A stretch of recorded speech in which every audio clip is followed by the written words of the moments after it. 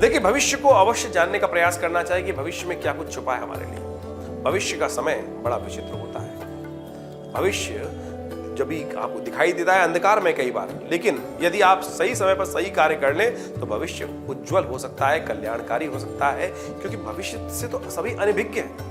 लेकिन ज्योतिष विज्ञान के माध्यम से हम भविष्य को समझ सकते हैं कि क्या कुछ हमारे साथ होने के योग है। तो कन्या राशि वालों, 21 से लेकर करीब 31 तारीख के समय के लिए ग्रहों का योग किस प्रकार का बन रहा है वो आपको जान लेना चाहिए। ग्रह योग आपके लिए इस वक्त बड़े विचित्र प्रकार के योग बनाने वाले हैं, और इन खास 11 दिनों में तो बहुत सारे अच्छे योग भी बनने वाले हैं, बहुत बनने वाले हैं। उसमें तो आप कर्म कर अद्भुत प्रकार से लाभ प्राप्ति के योग बना सकते हैं। कन्या राशि वालों के लिए यदि हम बात करें तो 21 तारीख की सबसे पहले तो उस दिन अमावस्या है, और उस दिन अमावस्या के निमित्त जो है वो विशेष तौर पर आपको अपने पूर्वजों का पूजन करना चाहिए, पितरों के निमित्त पूजन करना चाहिए। चंद्रमा जो है थोड़े शीर्ण है सुबह सुबह, स्वास्थ्य थोड़ा सा कमजोर रह सकता है, थोड़ा इमोशंस डाउन हो सकते हैं, लेकिन जैसे ही 12 बजेंगे चंद्रमा परिवर्तन करके आपके मीन राशि में आएंगे, एकदम आपका इमोशंस बदल जाएंगे। गजकेसरी योग बन जाएगा आपकी कुंडली में। व्यापार में उन्नति के योग दिखाई देते हैं। विशेष तौर पर केवल अपने गुस्से को कंट्रोल करते हुए काम करें, क्योंकि सूर्य वहां पर साथ में विद्यमान है। यदि उसको इमोशंस को कंट्रोल करते हुए आप काम करेंगे तो बहुत बढ़िया तरीके से धन लाभ की स्थिति चंद्रमा बहुत बढ़िया तरह से बनाने जा रहे हैं बृहस्पति के साथ बैठकर। तो ये 2 दिन आपके लिए बड़े सुंदर योग बनने वाले हैं। नववर्ष का आरंभ हो रहा है सुंदर योग में।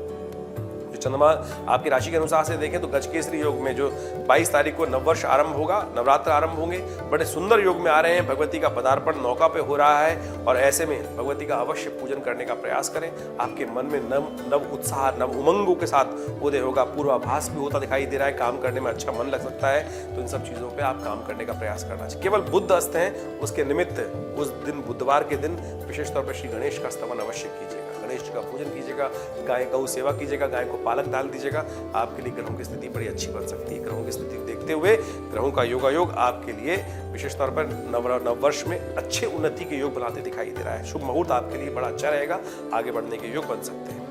तो इसी प्रकार से ग्रहों की स्थिति आगे चलती रहेगी। नवरात्र के शुभारंभ में आप अवश्य कलश स्थापना का जो समय है वो 12 बजे से पहले का समय बड़ा शुभ है, तो उसका दोपहर से पहले लाभ लेते हुए घर में स्थापना करके मां भगवती का पूजन आरंभ करें, कल्याण के योग बनेंगे। 23 मार्च की बात करें तो उस दिन चंद्रमा का परिवर्तन होगा। चंद्रमा मेष राशि में जाएंगे करीब 2:11 पर, और ये थोड़ा सा आपके लिए कष्ट में हो सकता है समय, लेकिन शाम को एक बड़ा सुंदर योग बन रहा है। उस समय चंद्र दर्शन कर लीजिएगा, और चंद्र दर्शन करके अपने माता पिता का आशीर्वाद दे दीजिएगा, गौ पूजन कीजिएगा। देखिएगा आने वाले कष्टों को आप बहुत बढ़िया तरीके से दूर कर सकते हैं, लेकिन स्वास्थ्य का ध्यान फिर भी रखने का प्रयास कीजिएगा। साथ साथ क्योंकि शनि महाराज आपके लगातार पिछले काफी लंबे समय से जो चल रहे हैं और छठे भाव में चल रहे हैं, तो वो आपको कष्ट में दे सकते हैं, आपके शत्रुओं को बढ़ाने का लगातार प्रयास कर रहे हैं। तो ऐसे में उनको ठीक करने के लिए नवरात्र बहुत सुंदर उपयोग है, उनमें खास प्रयोग है वो आपको हम बताएंगे, उस प्रकार से आप कर लाभ ले सकते हैं।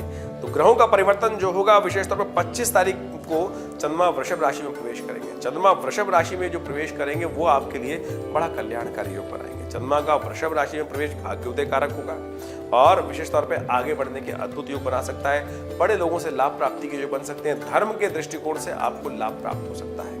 जितने धर्मरत रहेंगे उतने कल्याणकारी योग बनेंगे। तो ऐसे में तो आपको विशेष तौर पर केवल अपने स्वास्थ्य का ध्यान रखना है, और एक काम कर लीजिए, जो भी भोजन करें सबसे पहला ग्रास निकालकर कौवे को एक ग्रास डाल दीजिएगा। ये बड़ा सुंदर उपाय है। सुबह सुबह इसको करके आप अपने कार्य को आरंभ करें, उससे आपको लाभ प्राप्ति के योग बन सकते हैं। वृषभ राशि में चंद्रमा जिस प्रकार से रहेंगे 25 तारीख को 26 और 27 में वहीं पर रहने वाले हैं, और धर्म के द्वारा आपको बड़ा लाभ प्राप्ति हो सकते हैं।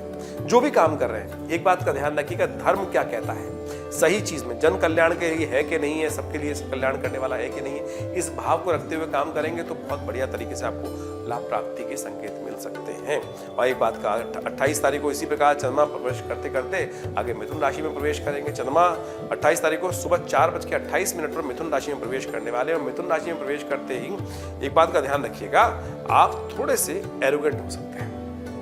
दशम भाव में जब चंद्रमा की स्थिति बनेगी तो उसमें केवल अपना स्वांता सुखाय की तरफ मनोवृत्ति ज्यादा हो सकती है।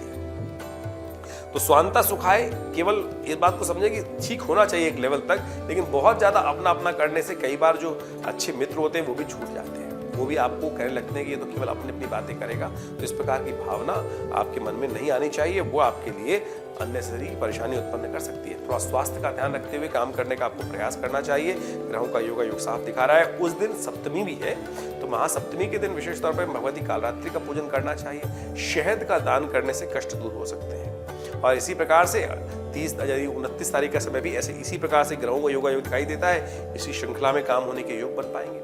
यदि 30 तारीख की बात करें तो 30 तारीख का समय बड़ा शुभ है। 30 तारीख को महानवमी भी है और विशेष तौर पर रामनवमी का पर्व भी पड़ रहा है। और आपके चंद्रमा की स्थिति भी कर्क राशि में जा रही है, तो चंद्रमा कर्क राशि में लाभ की स्थिति बनाता दिखाई दे रहा है।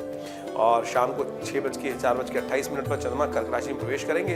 वो कई उन्नति के योग बनते दिखाई दे रहे हैं। उसकी लाभ की स्थिति आपको प्राप्त हो सकती है। केवल एक बात का ध्यान रखते हुए काम करने की जरूरत है कि बड़े लोगों से संपर्क साधने का प्रयास करें। जो बड़े लोग हैं, जो नैरो माइंडेड व्यक्ति है, वो आपको नुकसान दे सकता है, इसलिए बड़े व्यक्ति के साथ संपर्क साधने का प्रयास कीजिए। वहां से आपको लाभ प्राप्ति की योग बन सकती है। कन्या पूजन विशेष तौर पर आपके लिए बड़ा अच्छा रहेगा।